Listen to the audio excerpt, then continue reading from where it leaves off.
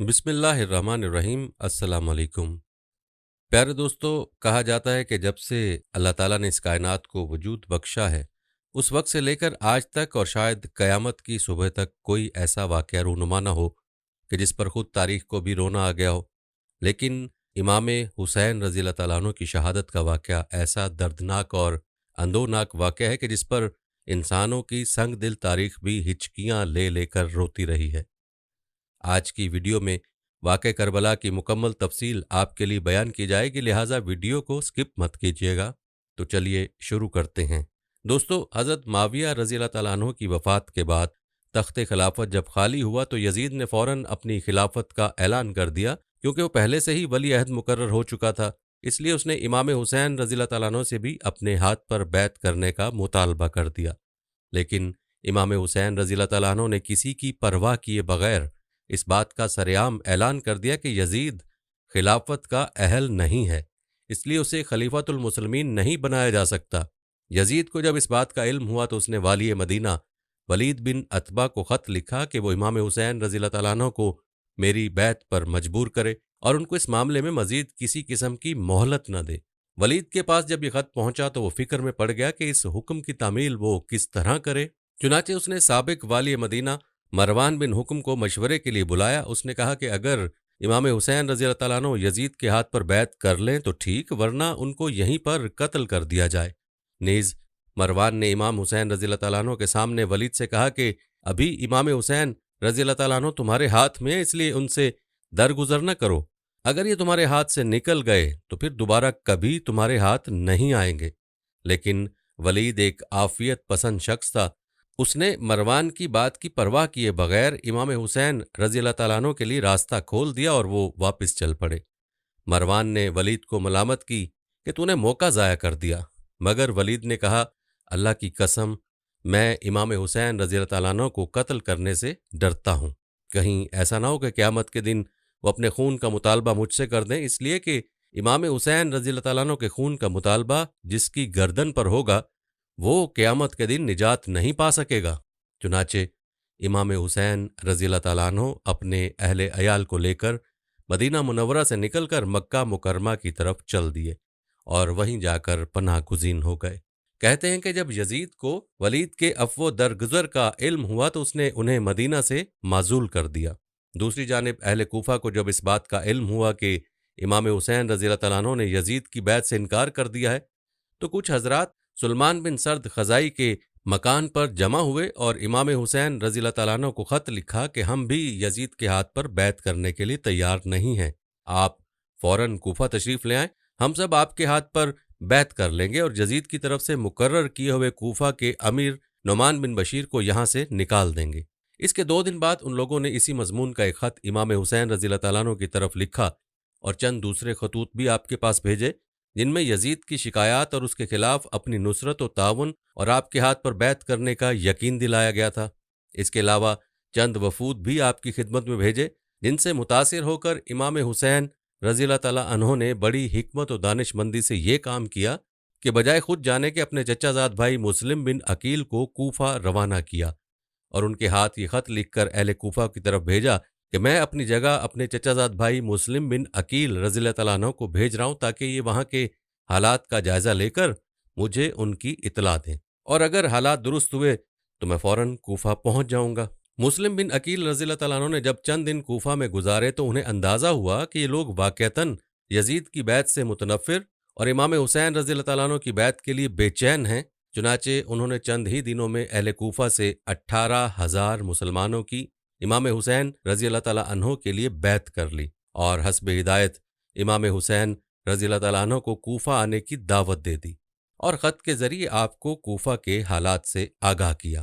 دوسری جانب جب لوگوں میں یہ خبر مشہور ہوئی کہ امام حسین رضی اللہ تعالیٰ عنہ نے کوفہ جانے کا عزم کر لیا ہے تو بجز عبداللہ بن زبیر رضی اللہ تعالیٰ عنہ کے اور کسی نے آپ کو کوفہ جانے کا مشورہ نہیں دیا، بلکہ بہت سے حضرات آپ کی خدمت میں حاضر ہوئے اور آپ کو یہ مشورہ دیا کہ آپ کوفہ ہرگز نہ جائیں اور اہل عراق کو اہل کوفہ کے وعدوں اور ان کی بیعتوں پر بھروسہ نہ کریں، کیونکہ وہاں جانے میں آپ کے لیے بہت بڑا خطرہ ہے۔ لیکن امام حسین رضی اللہ تعالیٰ عنہ کو کوفہ کی طرف روانہ ہونے کا مکمل شرح صدر ہو چکا تھا، اس لیے آپ رضی اللہ تعالیٰ عنہ اپنی خداداد بصیرت اور دور اندیشی کے سبب مورخہ 8 یا 9 ذی الحج 60 ہجری کو مکہ مکرمہ سے کوفہ کے لیے روانہ ہو گئے۔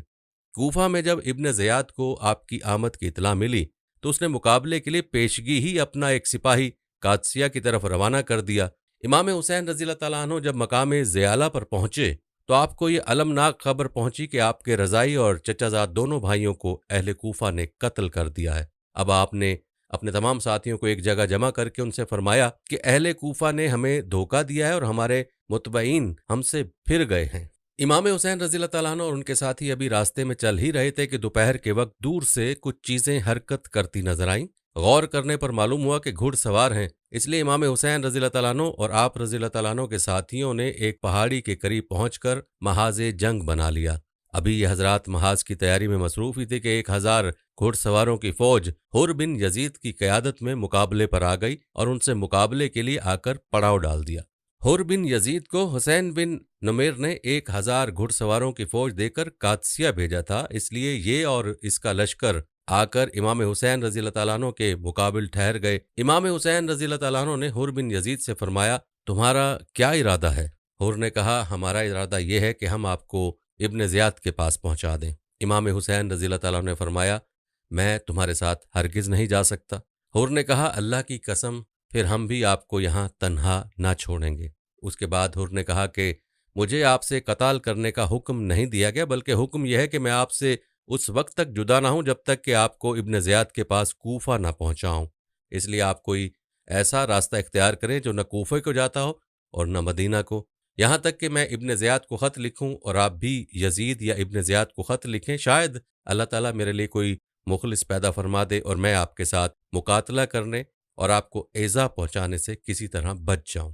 کہتے ہیں امام حسین رضی اللہ تعالیٰ عنہ نے عزیب اور قادسیہ کے راستے سے بائیں جانب چلنا شروع کر دیا اور حر بن یزید بھی اپنے لشکر سمیت ان کے ساتھ چلتا رہا۔ امام حسین رضی اللہ تعالیٰ عنہ جب نصر بن مقاتل پہنچ گئے تو آپ پر ذرا سی غنودگی طاری ہو گئی، لیکن اس کی تھوڑی ہی دیر بعد آپ رضی اللہ تعالیٰ عنہ انا للہ و انا الیہ راجعون کہتے ہوئے بیدار ہو گئے۔ آپ کے صاحبزادے علی اکبر نے جب یہ سنا تو دوڑتے ہوئے آئے اور پوچھنے لگے، ابا جان کیا بات ہے؟ امام حسین رضی اللہ تعالیٰ عنہ نے فرمایا، میں نے خواب میں دیکھا کہ کوئی گھڑ سوار میرے پاس آیا اور مجھ سے کہہ رہا ہے کہ کچھ لوگ چل رہے ہیں اور ان کی موتیں بھی ان کے ساتھ چل رہی ہیں۔ اس سے میں سمجھا کہ یہ ہماری موت ہی کی خبر ہے۔ صاحبزادے نے عرض کیا، ابا جان کیا ہم حق پر نہیں ہیں؟ آپ رضی اللہ تعالیٰ عنہ نے فرمایا، بلا شبہ ہم حق پر ہیں۔ صاحبزادے نے عرض کیا، پھر ہمیں کیا ڈر ہے جبکہ ہم حق پر مر رہے ہیں؟ امام حسین رضی اللہ تعالیٰ عنہ نے ان کو شاباش دی اور فرمایا، واقعی تم نے اپنے باپ کا صحیح حق ادا کیا ہے۔ پیارے دوستو، اس کے بعد امام حسین رضی اللہ تعالیٰ عنہ آگے کی طرف چل دی اور جب مقام نینوا پر پہنچے تو ایک گھڑ سوار کوفہ سے آتا ہوا نظر آیا۔ یہ سب اس کی آمد میں اپنی سواریوں سے نیچے اتر گئے۔ اس نے آ کر امام حسین رضی اللہ تعالیٰ عنہ کو تو نہیں، البتہ حر بن یزید کو سلام کیا اور ابن زیاد کا خط اس کو دیا۔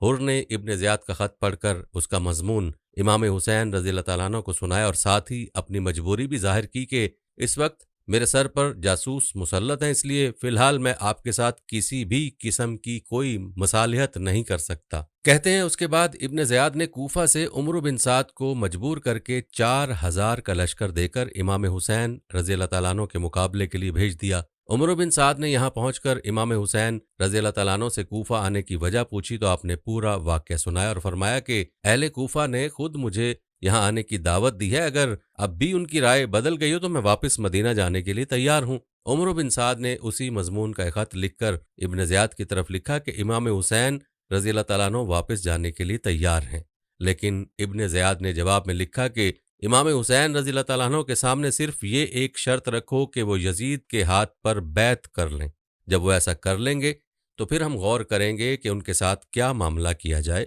اور ساتھ ہی عمرو بن سعد کو یہ حکم دیا کہ وہ امام حسین رضی اللہ تعالیٰ عنہ اور ان کے ساتھیوں کا پانی بند کر دیں۔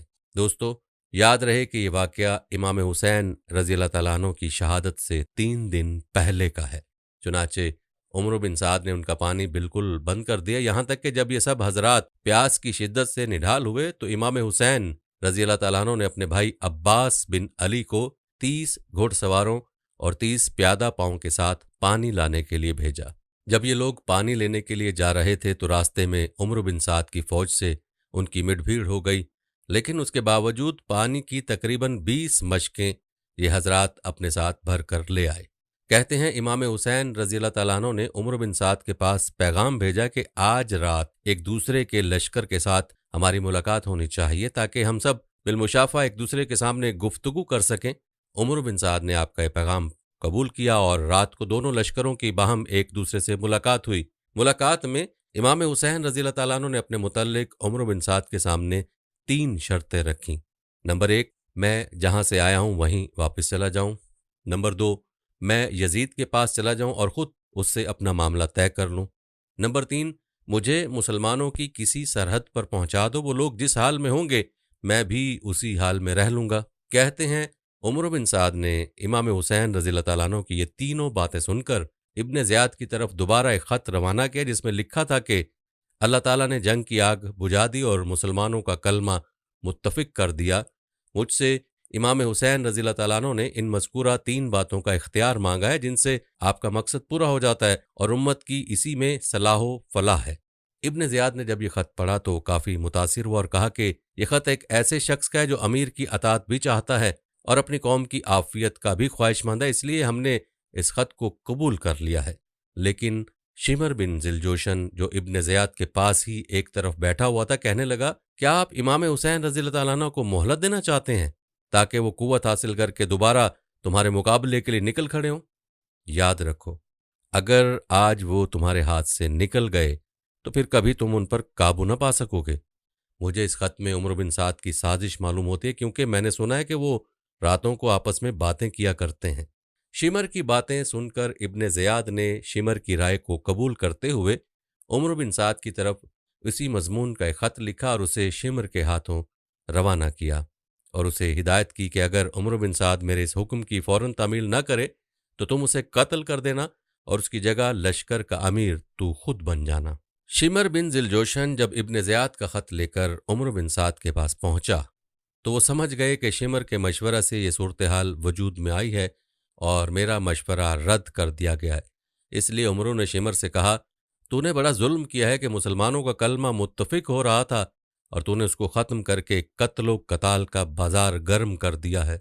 बिलाखिर इमाम हुसैन रज़ी अल्लाह तआला अन्हु को ये पैगाम पहुंचाया गया तो आपने इसके कबूल करने से साफ इनकार कर दिया और फरमाया कि इस ज़िल्लत से तो मौत ही बेहतर है। दोस्तों, याद रहे कि शिमर बिन ज़िलजोशन मुहर्रम की 9वीं तारीख को इस महाज पर पहुंचा था। इमाम हुसैन रज़ी अल्लाह तआला अन्हु उस वक्त अपने खैमे के सामने बैठे हुए थे कि उसी हालत में आप पर कुछ गनूदगी सी तारी हो गई और आंख लग गई, लेकिन फिर अचानक ही एक आवाज़ के साथ आप बेदार हो गए। आपकी हमशीरा ज़ैनब रज़ी अल्लाह तआला अन्हा जब ये आवाज़ सुनी तो दौड़ती हुई आई और पूछा कि आवाज़ कैसी थी। आप रज़ी अल्लाह तआला अन्हु ने फरमाया, अभी अभी ख्वाब में मुझे रसूलुल्लाह सल्लल्लाहु अलैहि वसल्लम की ज़ियारत हुई है। आप सल्लल्लाहु अलैहि वसल्लम फरमा रहे हैं कि अब तुम हमारे पास आने वाले हो। हज़रत ज़ैनब रज़ी अल्लाह तआला अन्हा ये सुनकर रो पड़ी, लेकिन इमाम हुसैन रज़ी अल्लाह तआला अन्हु ने उन्हें चुप कराया और तसल्ली दी। इतने में शिमर का लश्कर सामने आ गया। आपके भाई हज़रत अब्बास रज़ी अल्लाह तआला अन्हु आगे की जाने बढ़े और अपने मद्दे मुकाबिल हरीफ से गुफ्तगू शुरू की, लेकिन उसने बिला मोहलत कताल का ऐलान कर दिया। हज़रत अब्बास ने जब जंग का ऐलान सुना तो उन्होंने जाकर इमाम हुसैन रज़ी अल्लाह तआला अन्हु को इसकी इतला दे दी। इमाम हुसैन रज़ी अल्लाह तआला अन्हु ने फरमाया, उनसे कहो कि आज की रात कताल मुलतवी कर दो ताकि आज की रात मैं वसीयत, नमाज, दुआ और इस्तग़फ़ार में गुजार लूँ। हज़रत अब्बास रज़ी अल्लाह तआला अन्हु ने इमाम हुसैन रज़ी अल्लाह तआला अन्हु का पैगाम जाकर शिमर तक पहुंचा दिया। शिमर ज़िलजोशन और उमर बिन साद ने लोगों से मशवरा किया और आप रज़ी अल्लाह तआला अन्हु को इस रात इबादत करने की मोहलत दे दी और वापस चल दिए। रिवायात बताती हैं कि इमाम हुसैन रज़ी अल्लाह तआला अन्हु ने रात को अपने अहले बैत और असहाब को जमा करके खुतबा दिया जिसका लुब्बे लुबाब ये था, मैं अल्लाह ताला का शुक्र अदा करता हूँ, राहत में भी और मुसीबत में भी। ए अल्लाह, मैं तेरा शुक्र अदा करता हूँ कि तूने हमें शराफत नबूवत से नवाजा, हमें कान और आँख और दिल दिए जिनसे हम आपकी आयात समझें और हमें आपने कुरान पाक सिखलाया और दीन की समझ अता फरमाई, हमें आप अपने शुक्रगुजार बंदों में दाखिल फरमा लीजिए। उसके बाद इरशाद फरमाया, मेरे इल्म में आज तक किसी शख्स के साथ ऐसे वफाशार और नेकोकार नहीं जैसे मेरे साथी हैं, और ना ही किसी के अहले बैत मेरे अहले बैत से ज़्यादा साबित कदम नज़र आते हैं। आप लोगों को अल्लाह ताला मेरी तरफ से बहुत बहुत जज़ाए खैर अता फरमाए। मैं समझता हूँ कि कल हमारा आखिरी दिन है। मैं आप सबको खुशी से इजाज़त देता हूँ कि सब इस रात की तारीकी में मुतफरिक हो जाओ और जहाँ पनाह मिले वहाँ चले जाओ, और मेरे अहले बैत में से एक एक का हाथ पकड़ लो और मुख्तलिफ इलाकों में फैल जाओ, क्योंकि दुश्मन मेरा तलबगार है। वो मुझे पाएगा तो दूसरों की तरफ इल्तफात ना करेगा। ये तकरीर सुनकर आपके भाई, आपकी औलाद, आपके भतीजे और हज़रत अब्दुल्ला बिन जाफ़र रज़ियल्लाहु ताला अन्हु के साहबज़ादे यक ज़बान होकर बोले, वल्लाह हम हरगिज़ ऐसा नहीं करेंगे, हमें अल्लाह ताला आपके बाद बाकी न रखे। उसके बाद इमाम हुसैन रज़ियल्लाहु ताला अन्हु ने बनु अकील को मुखातिब करके फरमाया, तुम्हारे एक बुजुर्ग मुस्लिम बिन अकील शहीद हो चुके हैं, तुम्हारी तरफ से वही एक काफ़ी हैं, तुम सब वापस चले जाओ, मैं तुम्हें खुशी से इजाज़त देता हूँ।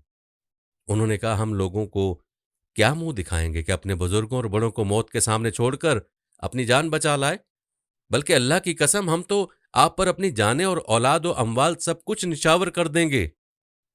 कहा जाता है कि आप रज़ियल्लाहु ताला अन्हु की हमशीरा हज़रत ज़ैनब रज़ियल्लाहु ताला अन्हा बेकरार होकर रोने लगीं, तो आपने उन्हें तसल्ली दी और वसीयत फरमाई कि मेरी बहन, मैं तुम्हें अल्लाह की कसम देता हूं कि मेरी शहादत पर ना तुम अपने कपड़े फाड़ना और ना ही सीना को भी करना, नीज चीख और चिल्लाकर रोने से भी गुरेज करना।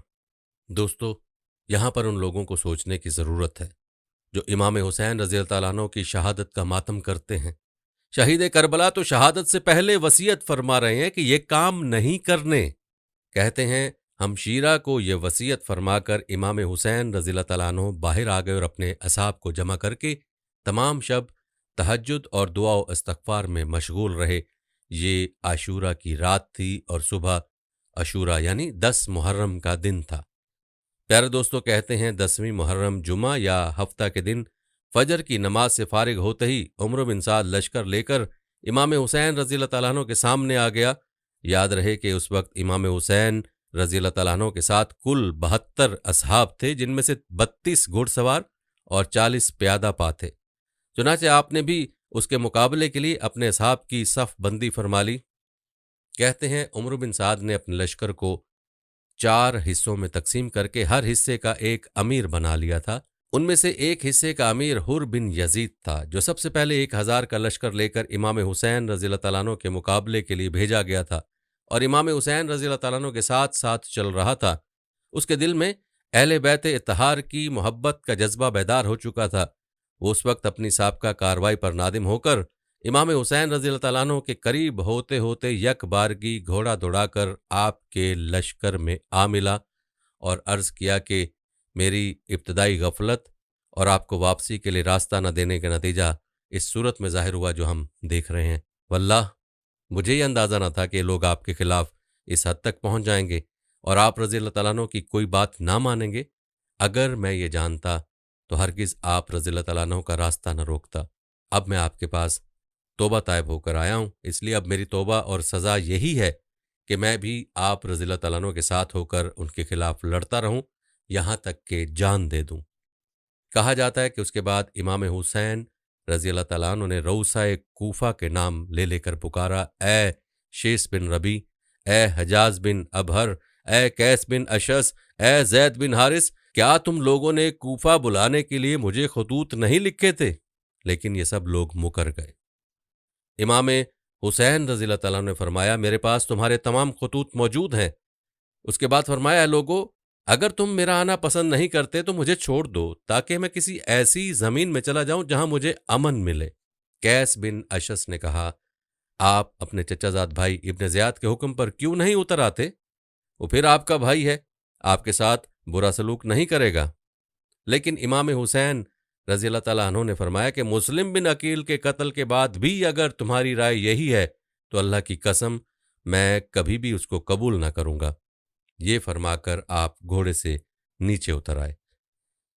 کہتے ہیں اس کے بعد حضرت زبیر بن الکین کھڑے ہوئے اور ان لوگوں کی نصیحت کی کہ تم آل رسول صلی اللہ علیہ وسلم کے خون سے باز آ جاؤ، اگر تم اس سے باز نہ آئے تو خوب سمجھ لو کہ تم کو ابن زیاد سے کوئی فلاح نہ پہنچے گی، بلکہ بعد میں وہ تم پر بھی قتل و غارت کرے گا۔ ان لوگوں نے زہیر بن الکین رضی اللہ تعالیٰ عنہ کو خوب برا بھلا کہا اور ابن زیاد کی خوب تعریف کی اور کہا ہم تم سب کو قتل کر کے ابن زیاد کے پاس بھیجیں گے۔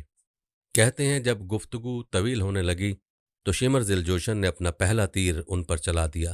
اس کے بعد حر بن یزید جو توبہ طائب ہو کر امام حسین رضی اللہ تعالیٰ عنہ کے لشکر میں شامل ہو گئے تھے، آگے بڑھے اور لوگوں کو مخاطب کر کے کہا اے اہل کوفہ، تم ہلاک و برباد ہو جاؤ، کیا تم نے ان کو اس لیے بلایا تھا کہ جب یہ آ جائیں تو تم ان کو قتل کر دو؟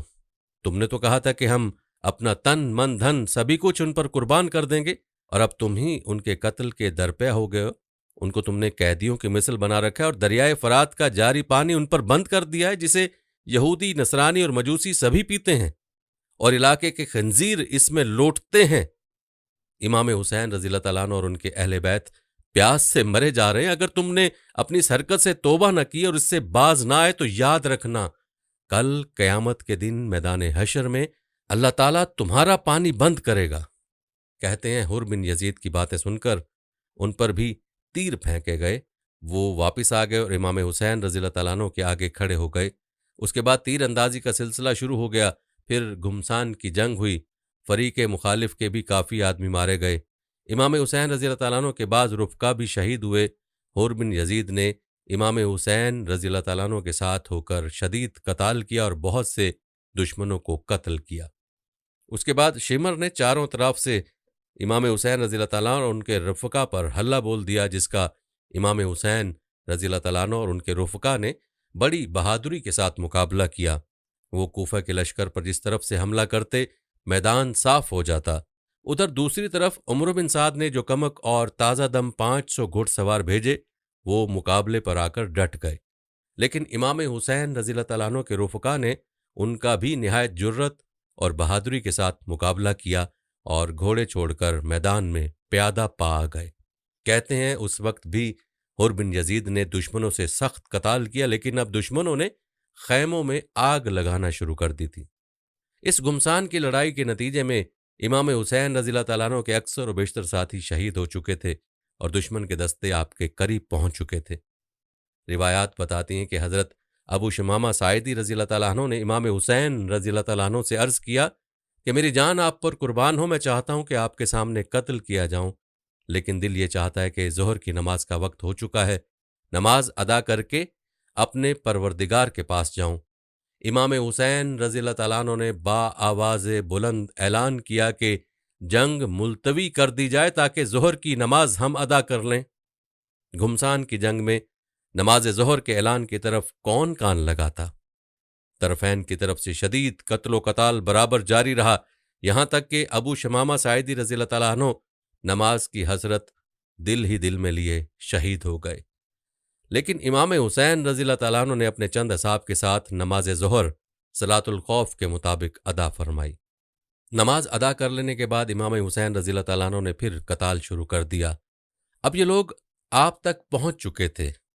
حنفی آپ کے سامنے آ کر کھڑے ہو گئے اور سب تیر اپنے بدن پر کھاتے رہے، یہاں تک کہ زخموں سے چور ہو کر گر گئے۔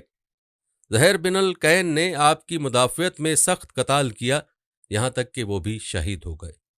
اس وقت امام حسین رضی اللہ تعالیٰ عنہ کے پاس بجز اپنے چند گنے چنے رفقا کے اور کوئی نہ رہا تھا، اور بچے کھچے رفقا بھی خوب اچھی طرح سمجھ گئے کہ اب ہم نہ امام حسین رضی اللہ تعالیٰ عنہ کی جان بچا سکتے ہیں اور نہ اپنی جان، اس لیے ہر شخص کی خواہش یہ ہوئی کہ میں امام حسین رضی اللہ تعالیٰ عنہ کے سامنے سب سے پہلے شہید کیا جاؤں۔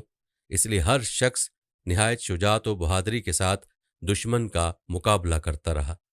اسی اثنا میں امام حسین رضی اللہ تعالیٰ عنہ کے بڑے صاحبزادے علی اکبر شعر پڑھتے ہوئے دشمن کی طرف بڑھے۔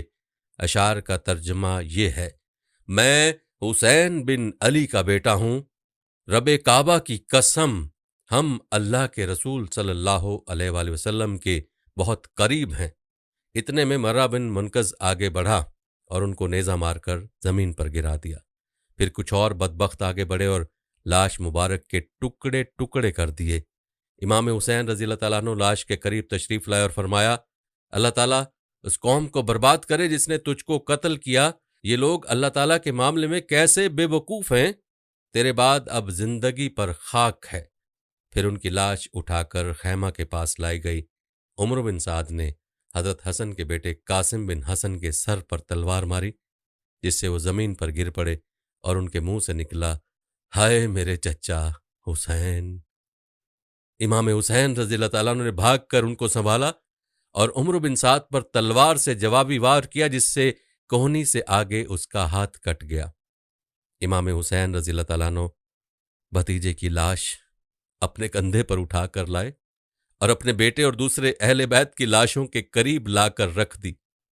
پیارے دوستو، اب امام حسین رضی اللہ تعالیٰ عنہ تقریباً تن تنہا اور بے یار و مددگار رہ گئے تھے، لیکن آپ کی طرف بڑھنے کی کسی کو ہمت نہیں ہو رہی تھی۔ کافی دیر تک یہی کیفیت رہی کہ جو شخص بھی آپ رضی اللہ تعالیٰ عنہ کی طرف بڑھتا فوراً واپس لوٹ جاتا، اس لیے کہ کوئی بھی آپ کے قتل کا گناہ اپنے سر لینا نہیں چاہتا تھا۔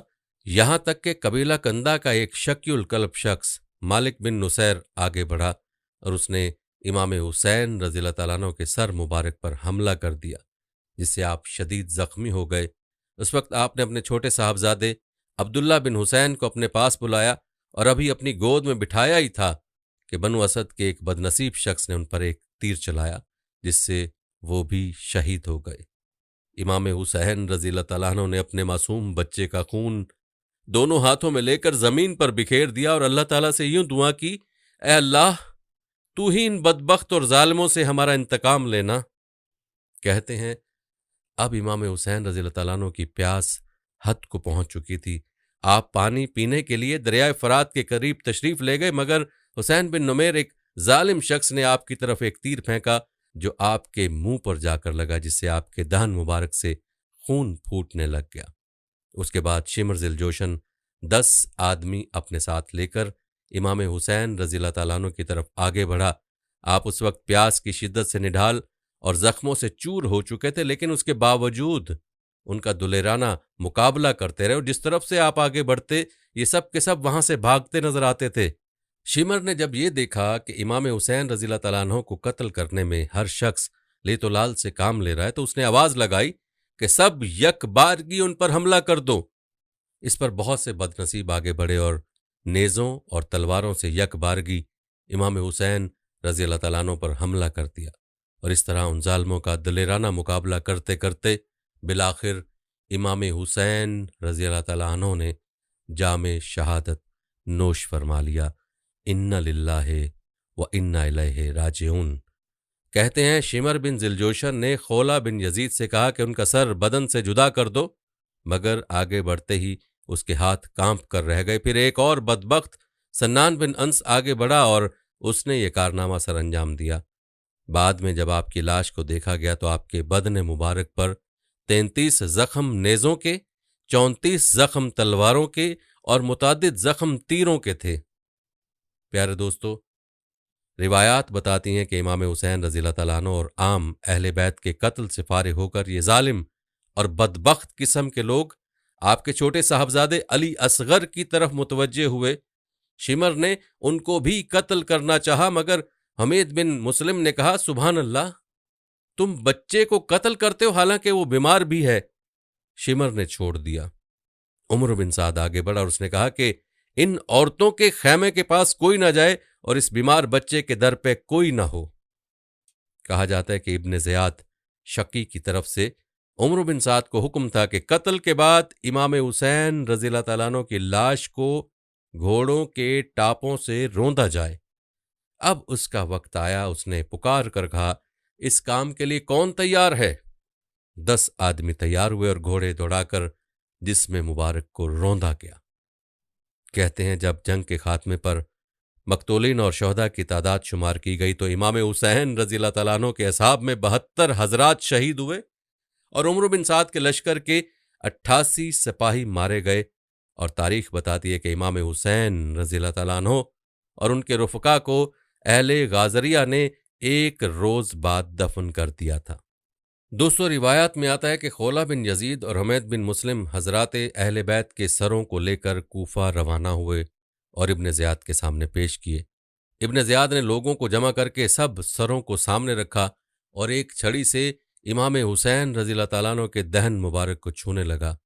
حضرت زید بن ارکم سے رہا نہ گیا، وہ فوراً چلا اٹھے اور بولے، اوے بدبخت، ان مبارک ہونٹوں سے اپنی چھڑی ہٹا، قسم ہے اس ذات کی جس کے سوا کوئی معبود نہیں، میں نے رسول اللہ صلی اللہ علیہ وآلہ وسلم کو ان ہونٹوں کا بوسہ لیتے دیکھا ہے۔ یہ کہہ کر زار و قطار رونے لگے۔ ابن زیاد نے کہا کہ اگر تم سن رسیدہ بوڑھے نہ ہوتے تو میں تمہاری گردن بھی اڑا دیتا۔ حضرت زید بن ارکم رضی اللہ تعالیٰ عنہ یہ کہتے ہوئے مجلس سے اٹھ کر باہر آ گئے کہ اے عرب کی قوم، آج کے بعد تم غلام ہو، کیونکہ آج تم نے سیدۃ النساء حضرت فاطمہ تو زہرا رضی اللہ تعالیٰ عنہ کے لخت جگر کو قتل کر دیا ہے اور مرجانہ کے بیٹے ابن زیاد کو اپنا امیر بنا لیا ہے۔ وہ تمہارے اچھے لوگوں کو قتل کرے گا اور شریر لوگوں کو اپنا غلام بنائے گا۔ تمہیں کیا ہوا کہ تم اس ذلت پر راضی ہو گئے؟ پیارے دوستو، اہل کوفہ نے امام حسین رضی اللہ تعالیٰ عنہ کو شہید کرنے کے بعد بھی جو کارنامے کیے وہ انتہائی شرمناک ہیں۔ نواسہ رسول صلی اللہ علیہ وسلم کے سر مبارک کو گلی گلی گھمایا اور اہل بیت کو اپنی قید میں رکھا۔ کہتے ہیں عمر بن سعد 2 روز کے بعد بقیہ اہل بیت امام حسین رضی اللہ تعالیٰ عنہ کی بیٹیوں، بہنوں اور بچوں کو ساتھ لے کر کوفہ کے لیے نکلا ہی تھا کہ انہیں امام حسین رضی اللہ تعالیٰ عنہ اور ان کے اصحاب کی لاشیں پڑی ہوئی نظر آئیں۔ عورتوں اور بچوں نے جب یہ منظر دیکھا تو کوہرام مچ گیا، گویا آسمان و زمین رونے لگ گئے۔ عمر بن سعد نے جب اہل بیت کو ابن زیاد کے سامنے پیش کیا تو اس وقت امام حسین رضی اللہ تعالیٰ عنہ کی ہمشیرہ حضرت زینب رضی اللہ تعالیٰ عنہ نے بہت میلے اور خراب کپڑے پہن رکھے تھے اور ان کی باندیاں ان کے ارد گرد تھیں۔ وہ ایک طرف جا کر خاموش ہو کر بیٹھ گئیں۔ ابن زیاد نے پوچھا، یہ ایک طرف جا کر علیحدہ بیٹھنے والی کون ہے؟ حضرت زینب رضی اللہ تعالیٰ عنہ نے کوئی جواب نہ دیا۔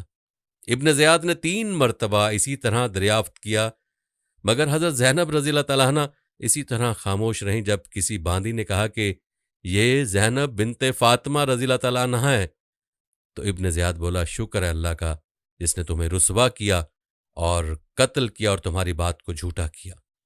اس پر حضرت زینب رضی اللہ تعالیٰ عنہ کڑک دار لہجے میں بولی، شکر ہے اس اللہ کا جس نے ہمیں محمد مصطفیٰ صلی اللہ علیہ وآلہ وسلم کے نسب سے شرف بخشا اور قرآن مجید میں ہمارے پاک ہونے کو بیان کیا۔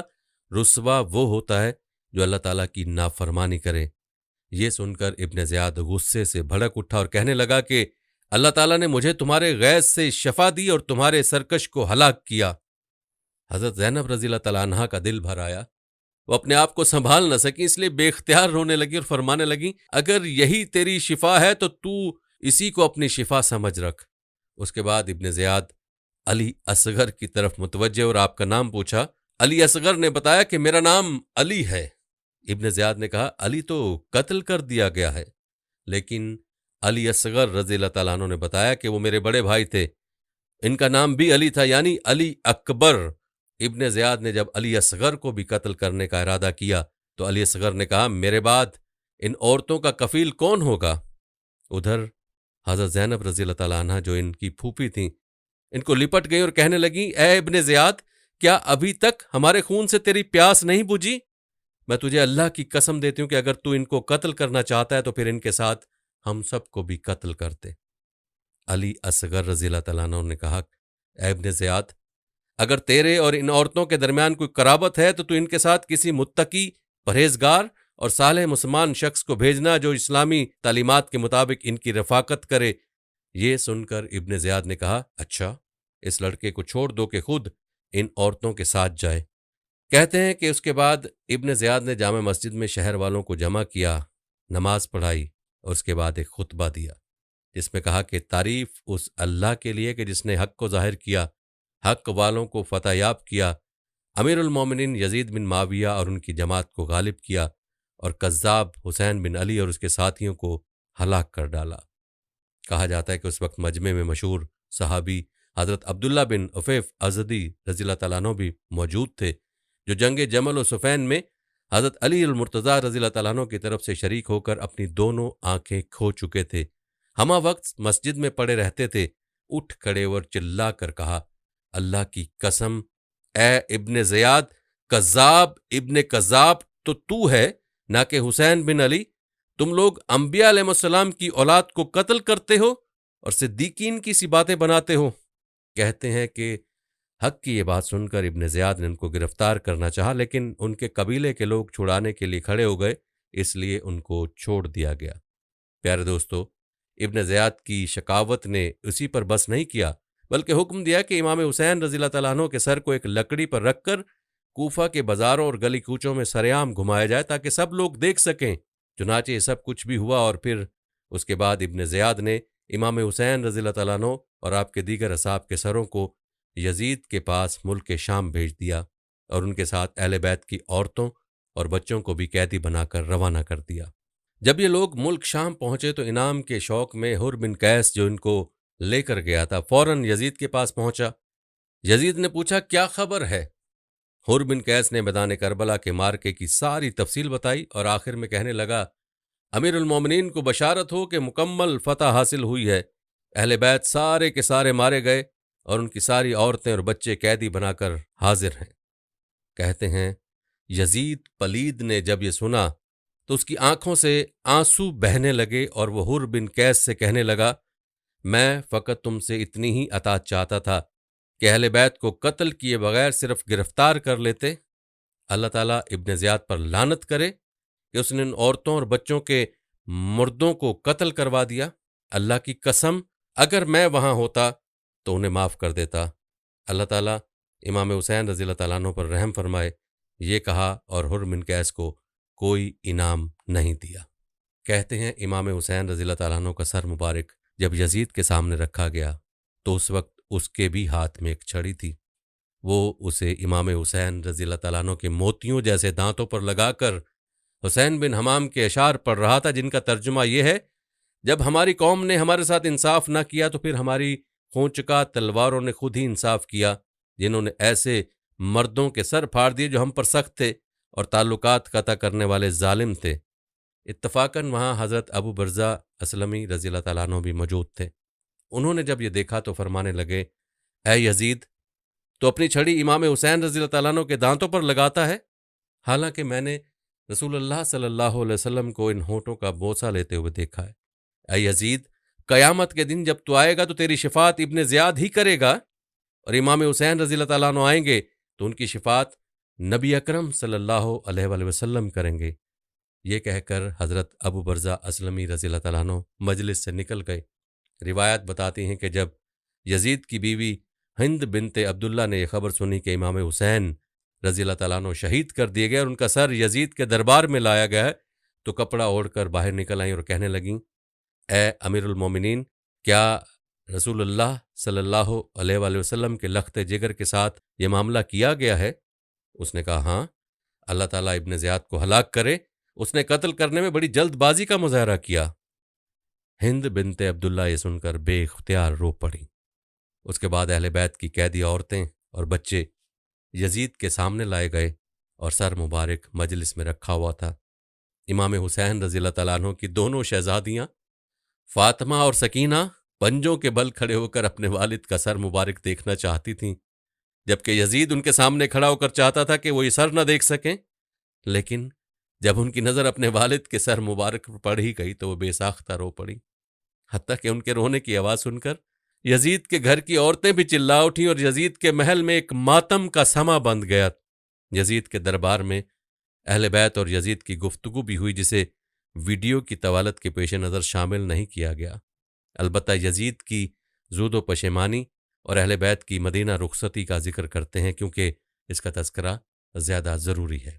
دوستو، بعض روایت میں آتا ہے کہ شروع میں یزید امام حسین رضی اللہ تعالیٰ عنہ کے قتل پر راضی تھا، اس لیے کہ جب ان کا سر مبارک لایا گیا اس نے خوشی کا اظہار بھی کیا، لیکن اس کے بعد جب یزید کی بدنامی سارے عالم اسلام میں جنگل کی آگ کی طرح پھیل گئی اور تمام دنیا کے مسلمان اسے مبغوث ترین شخص کہنے لگے، تو اپنے کیے پر بہت نادم ہوا اور کہنے لگا، اے کاش میں مشقتیں برداشت کر لیتا، لیکن امام حسین رضی اللہ تعالیٰ عنہ کو اپنے ساتھ گھر میں رکھتا اور ان کو اختیار دے دیتا کہ وہ جو چاہیں کریں، اگرچہ میرے اس اقتدار کو نقصان ہی کیوں پہنچتا۔ اس لیے کہ رسول اللہ صلی اللہ علیہ وسلم کا، ان کا اور ان کی قرابت کا یہی حق تھا۔ اللہ تعالیٰ ابن مرجانہ پر لعنت کرے، اس نے ان کو مجبور کر کے قتل کر دیا، حالانکہ انہوں نے یہ کہا تھا کہ مجھے یزید کے پاس جانے دو یا کسی سرحدی مقام پر پہنچا دو، مگر اس نالائق نے قبول نہ کیا اور ان کو قتل کر کے ساری دنیا کے مسلمانوں میں مجھے مبغوث ترین شخص ٹھہرا دیا۔ ان کے دلوں میں میری عداوت کا بیج بو دیا، اب ہر نیک و بد مجھ سے بغض رکھنے لگ گیا ہے، اللہ تعالیٰ کی لعنت ہو ابن مرجانہ پر۔